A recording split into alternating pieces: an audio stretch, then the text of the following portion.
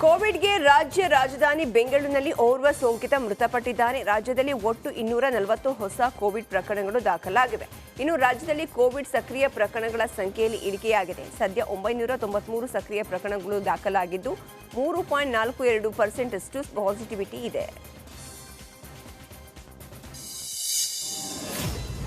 ಕೊರೋನಾದಿಂದ ರೋಗಿಗಳು ಸಾವನ್ನಪ್ಪುತ್ತಿರೋ ಹಿನ್ನೆಲೆ ಕೋವಿಡ್ ರೋಗಿಗಳ ಅಂತ್ಯಕ್ರಿಯೆ ಕುರಿತು ಆರೋಗ್ಯ ಇಲಾಖೆಯಿಂದ ಸುತ್ತೋಲೆ ಹೊರಡಿಸಲಾಗಿದೆ. ಕೋವಿಡ್ನಿಂದ ಸಾವನ್ನಪ್ಪಿದ ರೋಗಿಯನ್ನ ಸಾಮಾನ್ಯ ಚಿತಾಗಾರ, ಸ್ಮಶಾನ ಅಥವಾ ರುದ್ರಭೂಮಿಯಲ್ಲಿ ಅಂತ್ಯಕ್ರಿಯೆಗೆ ಅವಕಾಶವಿದೆ. ಹೀಗಾಗಿ ಚಿತಾಗಾರದ ಸಿಬ್ಬಂದಿಯು ಅಂತ್ಯಕ್ರಿಯೆಯನ್ನ ನಡೆಸಲು ನಿರಾಕರಣೆ ಮಾಡಬಾರದು. ಮುಂಜಾಗೃತಾ ಕ್ರಮವಾಗಿ N95 ಮಾಸ್ಕ್ ಹಾಗೆ ಕೈಗೆ ಗ್ಲೌಸ್ ಮತ್ತು PPE ಕಿಟ್ ಧರಿಸಬೇಕು. ಇನ್ನು ಅಂತ್ಯಕ್ರಿಯೆ ನಂತರ ಅದನ್ನ ಮಾರ್ಗಸೂಚಿಯಂತೆ ವಿಲೇವಾರಿ ಮಾಡಬೇಕು ಎಂದು ಸುತ್ತೋಲೆಯನ್ನ ಹೊರಡಿಸಲಾಗಿದೆ. ರಾಜ್ಯದ ಜನಪ್ರಿಯ ಟಿವಿ ಶೋ ಬಿಗ್ ಬಾಸ್ ಕಾರ್ಯಕ್ರಮದ ಬಗ್ಗೆ ಸ್ಫೋಟಕ ಸುದ್ದಿ ಹೊರಬಿದ್ದಿದೆ. ರಿಪಬ್ಲಿಕ್ ಕನ್ನಡದ ಮೆಗಾ ಇನ್ವೆಸ್ಟಿಗೇಷನ್ ವರದಿಯಲ್ಲಿ ಈ ಅಂಶ ಬೆಳಕಿಗೆ ಬಂದಿದೆ. ಅನುಮತಿ ಇಲ್ಲದೆ ಬಿಗ್ ಬಾಸ್ ಕಾರ್ಯಕ್ರಮ ನಡೆಸಲಾಗುತ್ತಿದೆ ಎಂಬ ಆರೋಪಕ್ಕೆ ಪುಷ್ಟಿ ಸಿಕ್ಕಿದೆ. ಇನ್ನು ಅದೇ ರೀತಿಯಾಗಿ ಬಿಗ್ ಬಾಸ್ ಕಾರ್ಯಕ್ರಮದಲ್ಲಿ ಯಾವ ರೀತಿಯಾಗಿ ಅರ್ಜಿ ಸಂಬಂಧ ಲಿಖಿತ ರೂಪದಲ್ಲಿ ಉತ್ತರವನ್ನ ನೀಡಿರೋ ಪಿಡಿಒ ಸರ್ವೆ ನಂಬರ್ 26ರಲ್ಲಿ ಯಾವುದೇ ಕಾರ್ಯಕ್ರಮ ನಡೆಸಲು ಅನುಮತಿ ಇಲ್ಲ.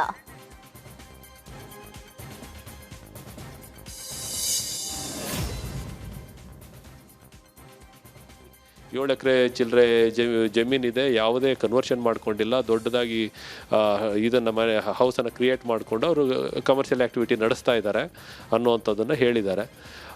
ಒಂದು, ನನಗೆ ಅದರಲ್ಲಿ ವರದಿ ಬಂದ ನಂತರದಲ್ಲಿ ಯಾವುದೇ ಈ ಬಿಗ್ ಬಾಸ್ ಥರ ಸ್ಟೋರಿ ಯಾವುದು ಎಪಿಸೋಡ್ಗಳಿರ್ಬೋದು ಅಥವಾ ಸಿನಿಮಾ ಇರ್ಬೋದು, ಅವೆಲ್ಲವನ್ನು ಕೂಡ ವಾರ್ತಾ ಇಲಾಖೆಯಿಂದ ಅವ್ರು ಏನೇ ಶೂಟಿಂಗ್ ಮಾಡೋದಿದ್ರು ಕೂಡ ಅದ್ರ ಬಗ್ಗೆ ಕನ್ಸರ್ನ್ ನೋಡಲ್ ಡಿಪಾರ್ಟ್ಮೆಂಟ್ ಬಂದು ವಾರ್ತಾ ಡಿಪಾರ್ಟ್ಮೆಂಟು ಅವರಿಂದ ಅನುಮತಿ ತೊಗೊಂಡಿದ್ದಾರಾ ಅಥವಾ ಅವರು ಏನಾದ್ರು ಕೊಟ್ಟಿದ್ದಾರಾ ಅಥವಾ ಏನು ಮಾಡಿದ್ದಾರೆ ಅನ್ನೋದನ್ನೆಲ್ಲ ಒಂದು ಮಾಹಿತಿ ತಗೊಂಡು ನಂತರದಲ್ಲಿ ಅಗ್ರಿಕಲ್ಚರ್ ಲ್ಯಾಂಡಲ್ಲಿ ನಾನ್ ಅಗ್ರಿಕಲ್ಚರ್ ಪರ್ಪಸ್ ಯುಟಿಲೈಸ್ ಮಾಡಬಾರ್ದು ಅಂತಿರೋದ್ರಿಂದ ಆ ನಿಟ್ಟಿನಲ್ಲಿ ಏನು ನಾನು ಕ್ರಮ ಕೈಗೊಳ್ಳಲಿಕ್ಕೆ ಕಾನೂನಲ್ಲಿ ಅವಕಾಶ ಇದೆ ಅದನ್ನು ಕೈಗೊಳ್ತಾನೆ. ಈ ಪ್ರಕರಣದಲ್ಲಿ ನಮಗೆ ದೂರು ಬಂದಿದೆ. ಇಲ್ಲಿ 7 ಎಕರೆ ಚಿಲ್ಲರೆ ಜಮೀನಿದೆ, ಯಾವುದೇ ಕನ್ವರ್ಷನ್ ಮಾಡ್ಕೊಂಡಿಲ್ಲ, ದೊಡ್ಡದಾಗಿ ಇದನ್ನು ಮನೆ ಹೌಸನ್ನು ಕ್ರಿಯೇಟ್ ಮಾಡಿಕೊಂಡು ಅವರು ಕಮರ್ಷಿಯಲ್ ಆ್ಯಕ್ಟಿವಿಟಿ ನಡೆಸ್ತಾ ಇದ್ದಾರೆ ಅನ್ನುವಂಥದ್ದನ್ನು ಹೇಳಿದ್ದಾರೆ.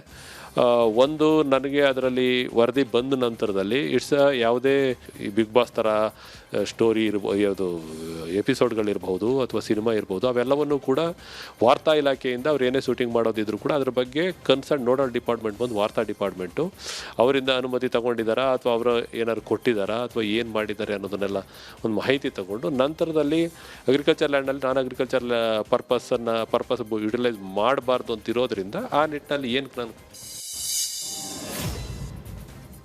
ಕಾಂಗ್ರೆಸ್ನ 5ನೇ ಗ್ಯಾರಂಟಿ ಯುವ ನಿಧಿಗೆ ಚಾಲನೆ ಹಿನ್ನೆಲೆ ಶಿವಮೊಗ್ಗ ಯೂತ್ ಕಾಂಗ್ರೆಸ್ ವತಿಯಿಂದ ಬೈಕ್ ರ್ಯಾಲಿ ನಡೆಸಲಾಯಿತು. ಶಿವಮೊಗ್ಗದ ಶಿವಪ್ಪ ನಾಯಕ ವೃತ್ತದಿಂದ ಆರಂಭಗೊಂಡ ಬೈಕ್ ರ್ಯಾಲಿ ನೆಹರು ರಸ್ತೆ ಮೂಲಕ ಫ್ರೀಡಂ ಪಾರ್ಕ್ ವರೆಗೆ ತಲುಪಿತು. ಸಚಿವ ಮಧು ಬಂಗಾರಪ್ಪ ಬೈಕ್ ರ್ಯಾಲಿಗೆ ಚಾಲನೆ ನೀಡಿದರು. ಇನ್ನು ಸಚಿವ ಮಧು ಬಂಗಾರಪ್ಪಗೆ ಯುವ ಕಾಂಗ್ರೆಸ್ ಕಾರ್ಯಕರ್ತರು ಬೃಹತ್ ಹೂವಿನ ಹಾರ ಹಾಕಿದರು. ಇನ್ನು ಯುವ ನಿಧಿ ಕಾರ್ಯಕ್ರಮಕ್ಕೆ ಜನರು ಭಾಗಿಯಾಗುವಂತೆ ಬೈಕ್ ರ್ಯಾಲಿ ಮೂಲಕ ಮನವಿಯನ್ನ ಮಾಡಲಾಯಿತು. ಉಡುಪಿ ಶಾಸಕ ಯಶ್ಪಾಲ್ ಸುವರ್ಣ ಶಬರಿಮಲೆಗೆ ಇರುಮುಡಿ ಕೊಟ್ಟಿದ್ದಾರೆ. ಇನ್ನು ಉಡುಪಿ ಶಾಸಕ ಯಶ್ಪಾಲ್ ಸುವರ್ಣ ಶಬರಿಮಲೆ ಅಯ್ಯಪ್ಪ ದೇವರ ವೃತಾಚರಣೆಯನ್ನ ಮಾಡಿದ್ದಾರೆ.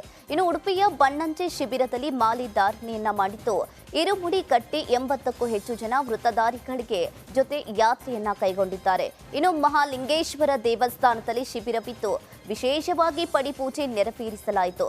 ಇನ್ನು ಸಾವಿರಾರು ಜನಕ್ಕೆ ಸಾರ್ವಜನಿಕ ಅನ್ನ ಸಂತರ್ಪಣೆ ವ್ಯವಸ್ಥೆ ಇತ್ತು. ಪ್ರೀತಿಯಿಂದ ಸಾಕಿದ ಶ್ವಾನಕ್ಕೆ ಮಾಲೀಕನೋರ್ವ ಸೀಮಂತ ಕಾರ್ಯ ನೆರವೇರಿಸಿದ್ದಾನೆ. ಚಿತ್ರದುರ್ಗ ಜಿಲ್ಲೆಯ ಹೊಸದುರ್ಗ ತಾಲೂಕಿನ ಕರ್ಪೂರದ ಕಟ್ಟೆ ಗ್ರಾಮದಲ್ಲಿ ಈ ಅಪರೂಪದ ಕಾರ್ಯಕ್ರಮ ನಡೆದಿದೆ. ಪ್ರೀತಿಯ ಶ್ವಾನ ರೂಬಿಗೆ ಅಜಯ್ ಹಾಗೂ ಸಹೋದರಿ ಜ್ಯೋತಿ ಸೀಮಂತ ಕಾರ್ಯ ಮಾಡಿದ್ದಾರೆ. ಇನ್ನು ಹೂವು, ಹಣ್ಣು, ಅರಿಶಿನ, ಕುಂಕುಮ ಇಟ್ಟು ಮಹಿಳೆಯರು ಆರತಿ ಬೆಳಗಿದ್ರು.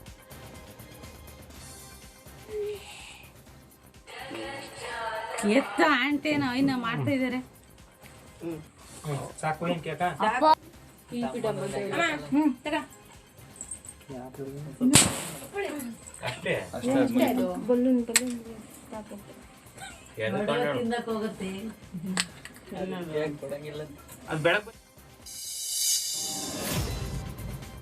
ಕಾಂಗ್ರೆಸ್ನಲ್ಲಿ ನಿಗಮ ಮಂಡಳಿ ಪಟ್ಟಿ ಅಂತಿಮವಾಗುತ್ತಿರುವ ಕ್ಷಣದಲ್ಲಿ ಶಾಸಕ ಟಿ ರಘುಮೂರ್ತಿ ನಿಗಮ ಮಂಡಳಿ ಅಧ್ಯಕ್ಷ ಸ್ಥಾನಕ್ಕೆ ನನ್ನನ್ನು ಪರಿಗಣಿಸಬೇಡಿ ಎಂದು ಸಿಎಂ ಡಿಸಿಎಂಗೆ ಪತ್ರವನ್ನ ಬರೆದಿದ್ದಾರೆ.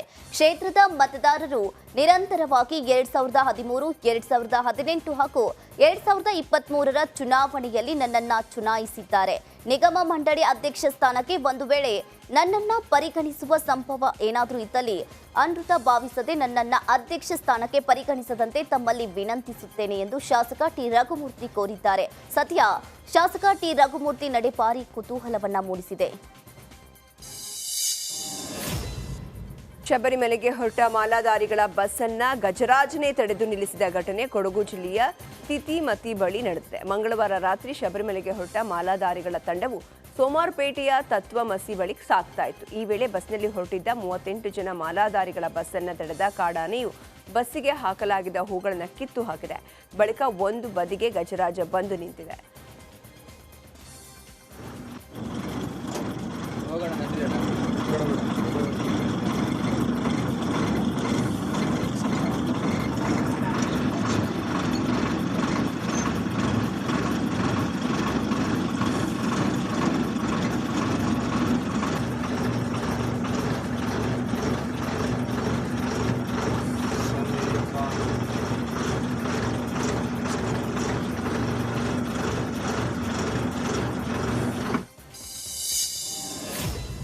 ಒಂದು ಕಡೆ ಬಿಜೆಪಿ ಟಿಕೆಟ್ ಹಂಚಿಕೆ ವಿಚಾರದ ಮೀಟಿಂಗ್ನಲ್ಲಿ ಗದ್ದಲ ನಡೀತಾ ಇದ್ರೆ, ಇತ್ತ ಮಾಜಿ ಸಚಿವ ಈಶ್ವರಪ್ಪ ಅಮಿತ್ ಶಾ ಅವರನ್ನ ಭೇಟಿಯಾಗಿದ್ದಾರೆ.